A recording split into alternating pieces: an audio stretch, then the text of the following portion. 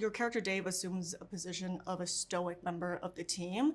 You met him in real life, right? And you said he was pragmatic, almost emotionless. He called himself the Vulcan. So how did you prepare yourself both mentally and emotionally to step into this character? Yeah, I mean, there's characteristics about Dave on the page that, you know, I feel like are written in a certain way. He's like, he definitely is this kind of smooth operator, consummate professional. He's the exact kind of guy that if you found yourself stuck in the bottom of the ocean, you want a guy like him looking for you. You know, he doesn't get too emotional. He keeps himself kind of in check. He's always locked in.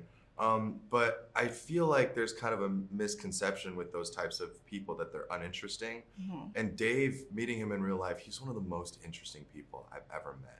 You know, and who he is and how he presents himself and how he speaks.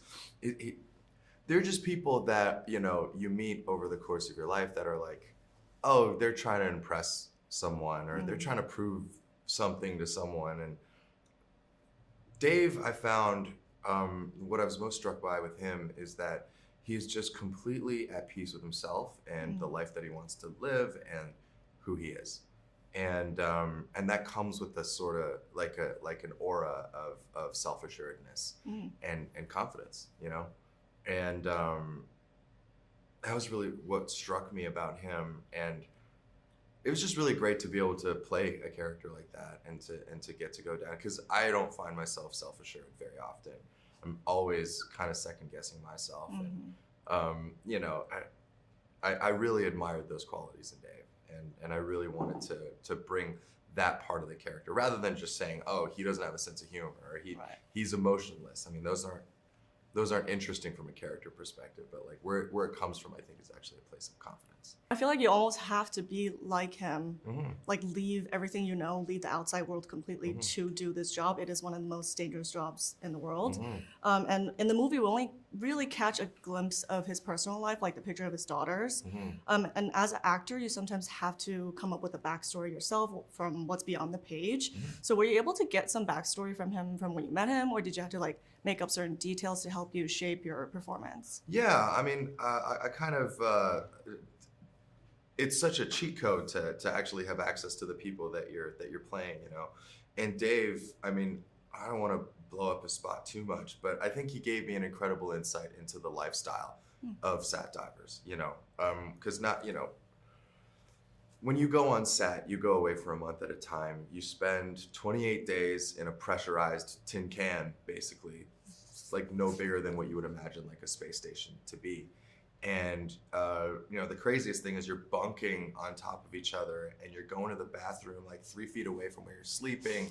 And it's, you know, when Alex Parkinson, our director, first like met with me and described this line of work, I was like, who the hell would want to do something like this? But the fact is, you know, the people who do SAT love SAT. It's like, you know, they can't wait to get down there. And I think part of it is the fraternity and this communal sense of like, we're with our people and only our people understand what it is that we go through.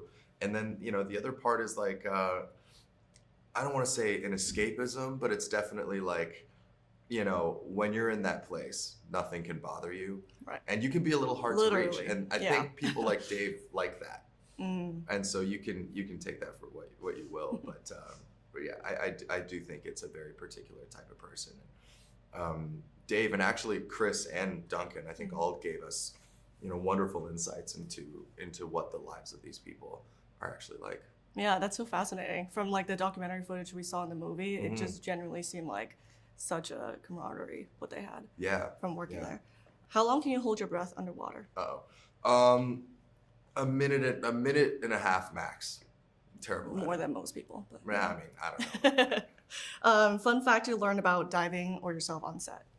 Probably just like atmospheric pressure, how the science behind how it works and why saturation diving is even a thing, like why you need to be in a pressurized chamber. It's because, you know, when they work on the bottom of the ocean or the bottom of the sea, they have to, they're kind of living, their habitat has to match the atmospheric pressure of, you know, the conditions down there. Right. And so, yeah, that's why they have to be separated from, you know, the air at surface level, because you're dealing with extreme pressure. And yeah, it could be really dangerous to humans to Right. go back and forth too quickly.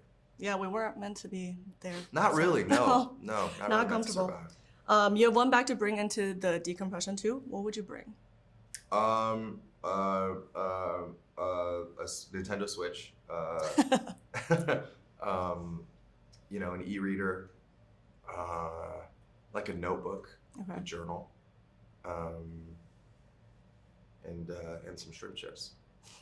Love it. Okay, last but not least, really important. What's your go-to boba order? That's my go-to. I love that question came at the end of it. Save the best for last. You know, it changes every day. I like the brown sugar milk, It's my favorite. you know, with the tapioca that's like super marinated. Classic. But then sometimes too, you got to do like a fruit tea. A fruit tea. I tend to do that in the summer. It's more Yeah. refreshing. Yeah. It's more refreshing and Yeah. not as like rich.